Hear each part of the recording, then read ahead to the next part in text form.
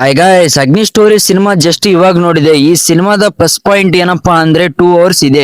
ಇನ್ನ ಅರ್ಧ ಗಂಟೆ ಇದ್ದಿದ್ರೆ ನನಗೆ ಜ್ವರ ಬಂದು ಹಾಸ್ಪಿಟಲ್ ಅಡ್ಮಿಟ್ ಆಗೋದಂತೂ ಖಂಡಿತ. ಯಾಕೆ ಅಂತ ಹೇಳ್ತೀನಿ ಕೇಳಿ. ನಂದು ಅವರು ಮಾಡುತ್ತಿರುವ ಕೆಟ್ಟ ರೊಮ್ಯಾಂಟಿಕ್ ಸೀನ್ಸ್, ನಂದು ಅವರು ಏನ್ ಮಾಡ್ತಾರೆ ಏನಿಲ್ಲ ಅನ್ನೋದು ನನಗೆ ತುಂಬಾ ಗಾಬರಿ ಆಯಿತು. ಈ ಸಿನಿಮಾದ ಹೆಸರು ಅಗ್ಲಿ ಅಂತ ಹೇಳ್ಬಾರ್ದಿತ್ತು, ಬೇರೆ ಏನೋ ಡೈರೆಕ್ಟರ್ ಹೇಳಿದಂಗೆ ಇಟ್ಟಿದ್ರೆ ಈ ಸಿನಿಮಾಕ್ಕೆ ಸೂಟ್ ಆಗ್ತಿತ್ತು. ಈ ಸಿನಿಮಾನಲ್ಲಿ ಏನಿಲ್ಲ ಗುರು, ಎಮೋಷನಲ್ ಇಲ್ಲ, ಡೈಲಾಗ್ಸ್ ಇಲ್ಲ, ಫೈಟ್ ಇಲ್ಲ, ಸಾಂಗ್ ಇಲ್ಲ.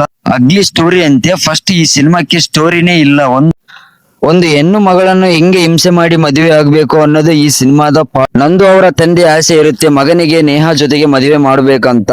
ಅವರಪ್ಪ ನಂದು ಅವರಿಗೆ ಮದುವೆ ಮಾಡ್ಬೇಕು ಅಂತ ಹೇಳಿ ಹೇಳಿ ನಂದು ಅವರನ್ನ ಫುಲ್ ಸೈಕ್ ಆಗಿ ಅವರ ಮನೆಯಲ್ಲಿ ಹಿಂಸೆಯಿಂದ ನಟಿಸುತ್ತಿರ್ತಾರೆ. ನೇಹಾ ಕೂಡ ಬೇರೆಯವ್ರನ್ನ ಪ್ರೀತಿಸಿ ಮದುವೆ ಆಗಲಂತೂ ಪ್ಲಾನ್ ಮಾಡಿರ್ತಾಳೆ. ಆ ವಿಷಯನ ಕೇಳಿ ನಂದು ಅವರು ಫುಲ್ ಸೈಕೋ ಆಗ್ತಾರೆ. ಇಷ್ಟೇ ಭಯ ಈ ಸಿನಿಮಾದ ರಿವ್ಯೂ.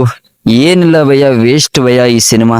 ನನಗಂತೂ ಅಷ್ಟೊಂದು ಇಷ್ಟ ಆಗ್ಲಿಲ್ಲ, ತುಂಬಾ ಬೇಜಾರ್ ಉಂಟಾಯ್ತು ಭಯ.